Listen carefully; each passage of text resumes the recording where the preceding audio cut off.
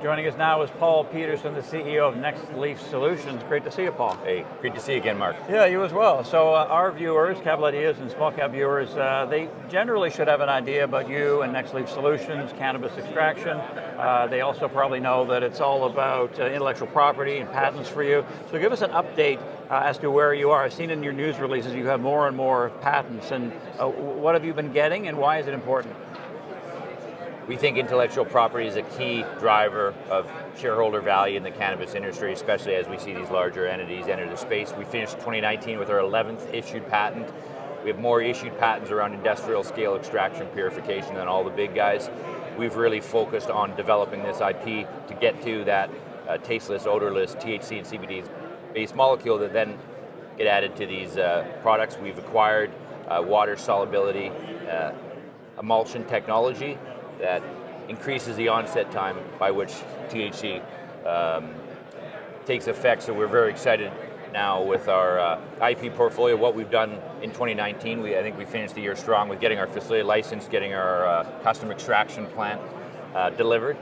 And so for now, it's all about commercializing our IP through IP licensing and B2B processing. Now back to beverages, I understand that's sort of a tricky proposition, trying to get for the user some sort of a result more quickly as opposed to waiting 40 minutes or something like that. Absolutely. I mean, recently we just saw the largest cannabis company in the world delay their beverage launch, and obviously you could say the name, Canopy, Canopy Growth, you can say that.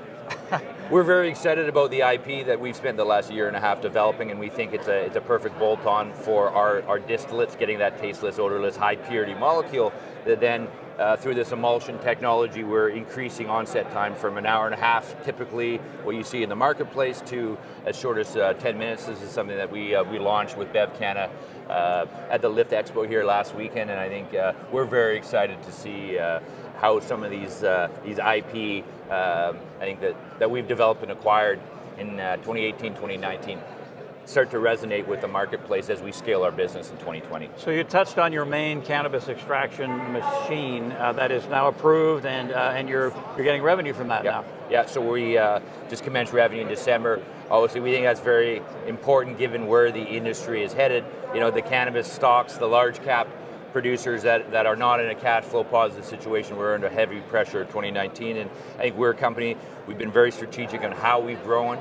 We haven't got too far over our skis. We've got an efficient plant that we can process about the same amount of biomass as the largest two processors in Canada, but we can do it with 20 people versus 200 people.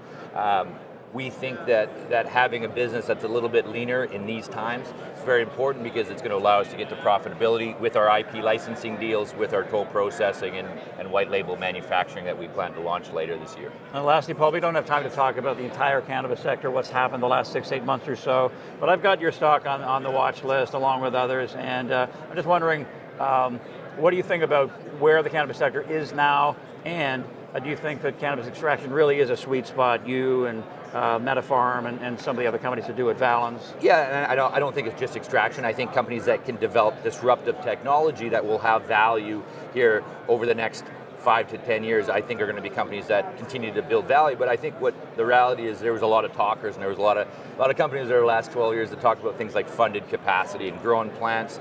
They just simply weren't able to grow cannabis at scale, high enough quality, low enough price to be able to compete with the illicit market. I mean, that's what the numbers have shown. A lot of big guys simply got too big too fast. They didn't prove out their business model on a much smaller scale. We're doing that. We've learned a lot of lessons. Last company I was at, first licensed producer in Canada, my team's been in this industry 6 years, and we really feel that we have the right formula on focusing on IP and really building a structure that can get to profitability quickly, and more importantly, position ourselves for big alcohol, big tobacco, big consumer packaged goods companies that are coming into this space, and we think Canada is a great jurisdiction to operate in, being federally legal, and I think the longer it stays illegal in the US, I think the better it's going to be for companies like Nextleaf that are ahead of the curve, developing IP. We've got 6 issued patents in the United States, and we're continuing to push forward with our strategy. We'll be watching, Paul. Thanks. Thank you very much, Mark. Okay, Paul Pedersen, the CEO of Nextleaf Solutions.